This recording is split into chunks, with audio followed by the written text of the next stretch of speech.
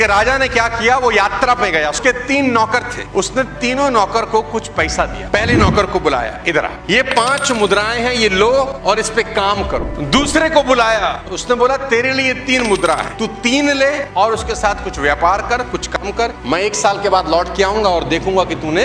तीसरे नौकर को बुलाया, उसको 1 मुद्रा दी कि ये तेरे पास 1 है, तू जा इसके साथ कुछ कार्य कर, कुछ धंधा पानी कर, मैं 1 साल के बाद लौट के आऊंगा और देखूंगा कि तूने इसके साथ क्या। जिसको 1 दी उसने कहा कि राजा की मुद्रा बड़ी कीमती है, उसने तुरंत मिट्टी खोद उसमें दबा दी कि जब राजा आएंगे सुरक्षित निकाल के। 1 साल के बाद राजा वापस आए, तीनों को खड़ा किया, बोला अपनी अपनी मुद्राएं लेकर आओ। जिसको पहले को 5 दी थी, 5 की 10 बना दी, ये 10 मुद्राएं राजा जी आपको अर्पित करता हूं। राजा ने कहा वाह क्या बात है। दूसरे को जिसको 3 दी थी, उसने बोला मैंने भी धंधा किया राजा साहब, 3 की 5 बना दी है, ये आपके पास। तीसरे से पूछा तेरा क्या हाल है, उसने मिट्टी खोदी, बोला प्रभु 1 की 1 संभाल के रखी, कुछ खराब नहीं किया। राजा ने कहा वेल डन। राजा ने मंत्री को आदेश दिया कि जिसकी 1 है इससे ले लो और उसको दे दो जिसके पास 10। उसने बोला ये तो नाइंसाफी, हम पे तो 1 ही थी, वो भी आपने ले ली और उसको दे दी जिसके पास ऑलरेडी 10 है। तो राजा एक लाइन बोले, याद रखो जिसके पास है उसे और दिया जाएगा और इस तरह उसके पास बहुत हो जाएगा, लेकिन जिसके पास नहीं है उससे वह भी ले लिया जाएगा